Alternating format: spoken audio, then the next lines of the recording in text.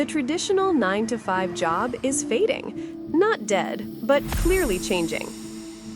In this video, we're going to explore what's really happening, why the 9-to-5 model is breaking down now, after working for nearly a century. Who wins in this shift, and who gets left behind? Whether this change is actually good for workers or just good for companies, and what risks lie ahead if we don't get this right. Because this isn't just about work schedules, it's about power, autonomy, and whether you'll control your future or someone else will. The 9-to-5 still exists, but it's no longer the default. Let's start with why the 9-to-5 even existed in the first place. The 9-to-5 wasn't arbitrary. It was revolutionary. Labor unions fought for it. Henry Ford made it mainstream.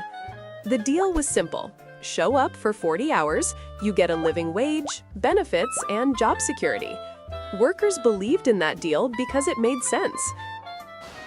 In Ford's factories, 1 hour of work produced roughly the same output as any other hour. Time was the metric that mattered. It was predictable, it attracted talent. Other companies had to match it just to compete. The 9-to-5 created clear boundaries. Work stayed at work. Home was for rest. That separation protected mental health. It built economic stability. Healthcare, pensions, paid leave created middle-class security. But here's the key. That deal was built for a specific kind of work, assembly line labor, where output scales linearly with time. That world is changing.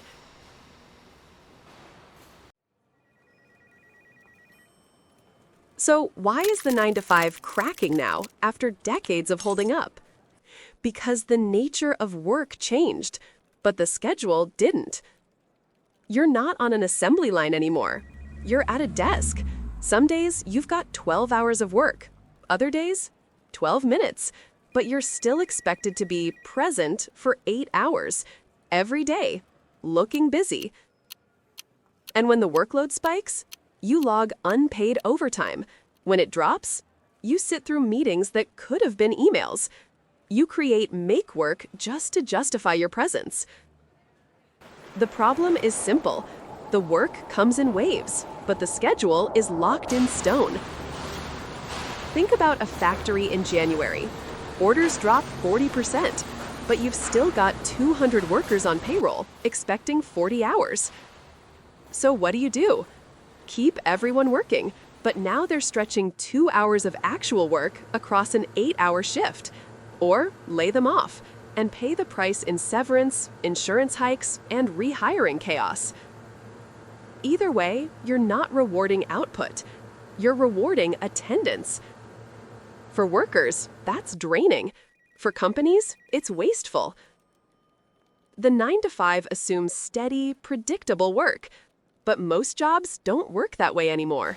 Demand fluctuates. Projects come in bursts. The rigid schedule can't flex with reality. COVID-19 exposed that flaw. Millions went remote overnight and proved they could be just as productive, often more productive. That broke the psychological contract. Then came the dominoes. Technology replaced routine work. Gig apps made job hopping frictionless. AI let companies automate half a job and contract out the rest. Return to office mandates backfired. Workers quit, not because they hated offices, but because they realized they didn't need them. Once enough people opted out, the shift became self-reinforcing. Companies saw others outsourcing successfully, they followed. Workers saw others freelancing successfully, they tried it. Standards collapsed. The old model couldn't hold.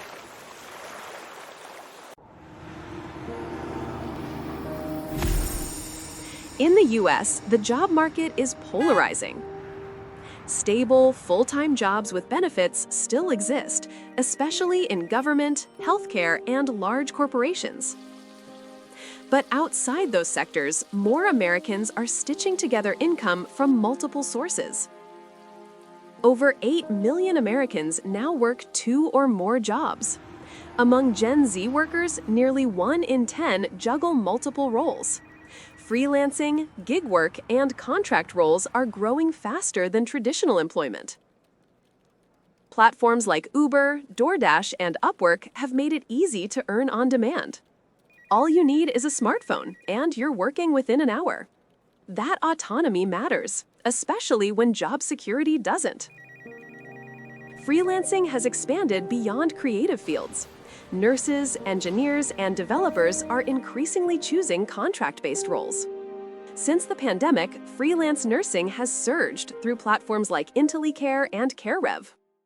Nurses now pick up shifts on demand, choose their hours, and protect their mental health. Even Google's workforce reflects the shift.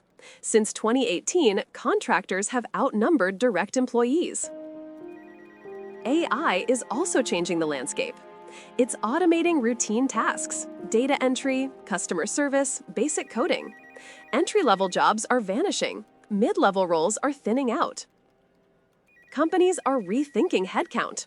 If AI handles the repetitive work and contractors handle the rest, why maintain a large permanent staff? In Australia, the pattern is similar. Nearly 1 million people work multiple jobs, 6.6% of the workforce. Just like in the US, younger workers are choosing flexibility, even if it means less stability.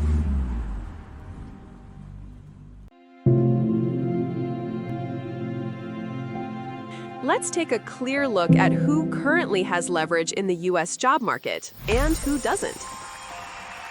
Workers with specialized, in-demand skills, like senior engineers, consultants, and technical experts, tend to have more options. Many are working independently, choosing projects, and setting their own rates. Freelancers with advanced skills in tech, finance, and marketing are among the highest earners, with some making over $150,000 annually. Employers in tech and platform-based businesses also retain leverage. By using contractors and automation, they can reduce costs and scale more flexibly. This model shifts long-term employment risk away from the company. Mid-level professionals, such as marketing managers, project coordinators, and analysts, face more uncertainty. These roles are increasingly subject to outsourcing, automation, or restructuring. They're not as easily protected by specialization, and they're not as cost competitive as global contractors.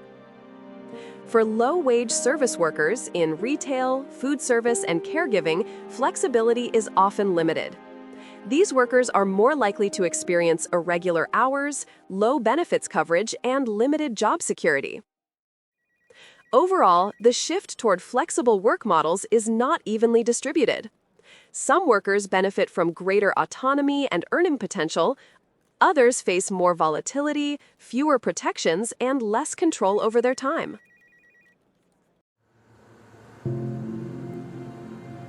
The 9-to-5 wasn't just a schedule, it was a system. It offered structure, predictability, and benefits. For many, it meant employer-sponsored healthcare, paid leave, and a clear path to retirement. It created boundaries between work and life. And for decades, it helped build the American middle class. But that model was built for a different economy, one where most jobs were on-site, tasks were repetitive, and careers were linear. Today, work is digital, global, and increasingly project-based. The tools changed, the expectations changed, but the structure didn't. That mismatch is creating strain, not just for companies, but for workers too. But here's what we risk if we don't get this right. 50 million independent workers lack consistent healthcare access. 23% of gig workers have no health insurance at all. When flexibility means no coverage, a single medical emergency becomes financial collapse. Only 20% of private sector workers have pensions now, down from 60% in 1989. Millions are heading toward elderly poverty. 55% of workers face income swings of more than 30% month to month. 57% can't cover a $400 emergency. When your income is unpredictable, you can't plan, you can't save, you can't build a life. This isn't just individual struggle. This is a society-wide crisis waiting to happen. These aren't just personal challenges. They affect the economy, public health, and long-term stability. What do you think? Are you benefiting from this shift or being left behind? Do you have leverage or are you losing it? Which model actually works better for you? The traditional path, fixed hours, steady benefits, less flexibility, or the modern path, more autonomy but more risk?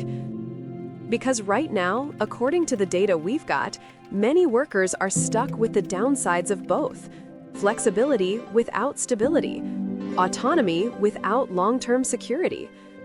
The 9-to-5 isn't gone, but it's no longer the default. The question isn't whether it's collapsing. The question is, what are we building in its place?